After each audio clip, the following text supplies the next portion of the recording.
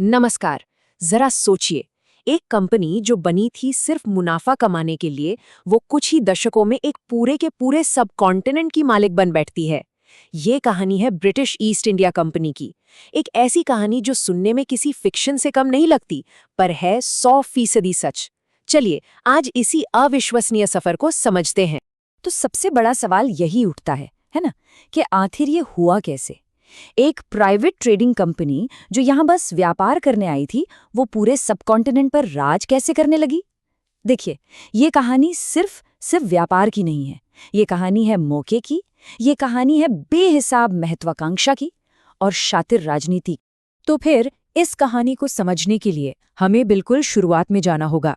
आखिर वो क्या वजह थी, वो कौन सी चिंगारी थी जिसने यूरोप की बड़ी बड़ी ताकतों को हजारों मील दूर भारत की तरफ खींच लिया। बात है 1453 की।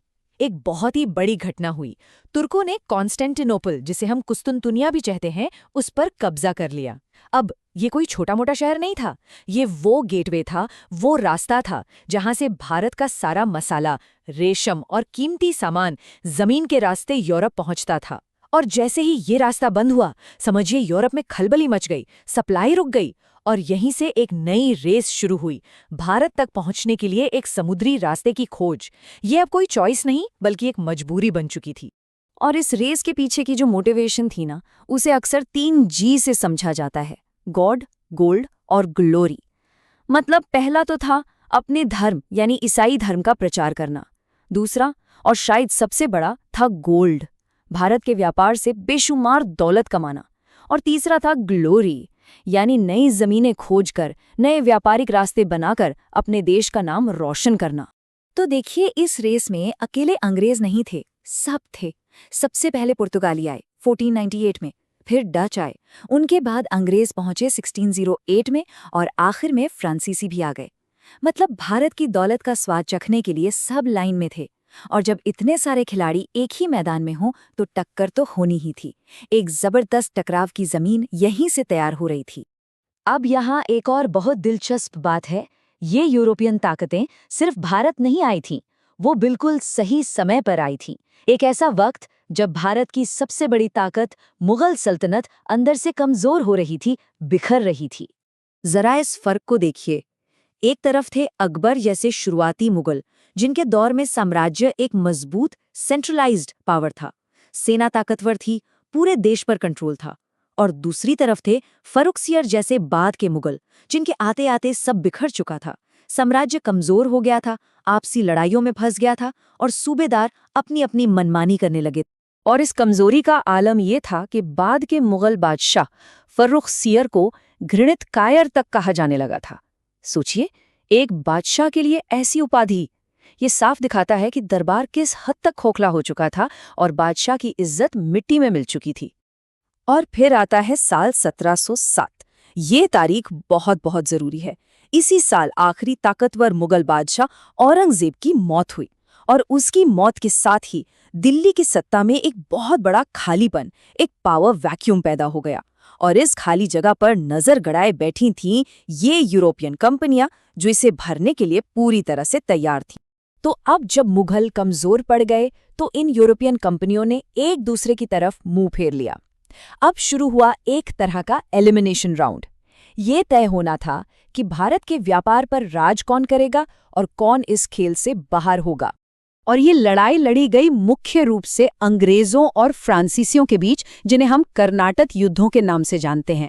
पहला युद्ध हुआ, फिर दूसरा और फिर तीसरा युद्ध तो एक तरह से फाइनल मैच बन गया। और इस फाइनल मैच का नतीजा निकला 1760 में वांडीवाश की लड़ाई में। यहाँ अंग्रेजों ने फ्रांसीसियों को ऐसी हार दी कि भारत में उनके सारे सपने चकनाचूर हो गए। अब मैदान में सिर्फ एक खिलाड़ी बचा था, अंग्रेज। अब जब मैदान साफ हो गया, कोई यूरोपियन कॉम्पिटिटर नहीं बचा, तब ब्रिटिश ईस्ट इंडिया कंपनी का असली चेहरा सामने आने लगा। उनका इरादा अब सिर्फ व्यापार करने का नहीं था, अब वो व्यापारी से शासक बनने का खेल खेलने वाले थे। और इसके लिए उनके पास एक पूरी प्लेबुक थी, एक सोची समझी रणनीति। पहला कदम, राजाओं से व्यापार के अधिकार यानी फरमान हासिल करो। फिर अपनी बस्तियों की किलेबंदी करो और उन्हें हथियारों से लैस कर दो। इसके बाद राजाओं के आपसी झगड़ों में दखल दो, किसी एक का साथ दो और फिर उन पर ऐसी संधियां थोपो कि उनकी आजादी ही छिन जाए। और आखिर में जब राजा विरोध करे या उसका कोई वारिस ना हो तो सीधे उसके इलाके पर कब्जा कर लो। ये एक धीमी लेकिन बहुत ही कारगर प्रक्रिया थी। और इस पूरी कहानी में जो सबसे बड़ा टर्निंग पॉइंट था वो था 1757 का प्लासी का युद्ध। बंगाल के नवाब के खिलाफ ये जीत असल में एक फौजी जीत से कहीं ज्यादा थी। ये वो पल था जब ईस्ट इंडिया कंपनी सिर्फ एक व्यापार करने वाली कंपनी से एक इलाके पर हुकूमत करने वाली ताकत बन गई। खेल यहीं से पूरी तरह बदल गया। और फिर 1764 में बक्सर की लड़ाई के बाद तो मुगल बादशाह को खुद कंपनी को टैक्स वसूलने का अधिकार देना पड़ा। इसे दीवानी राइट्स कहते हैं। इसका मतलब समझिए, कंपनी को अब बंगाल, जो उस समय भारत का सबसे अमीर सूबा था, वहां से सीधे लगान वसूलने का अधिकार मिल गया।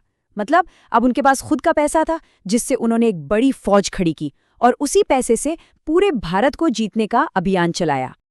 अब जब 100 साल तक लालच और शोषण की नींव पर कोई राज करे तो उसका अंजाम क्या होगा?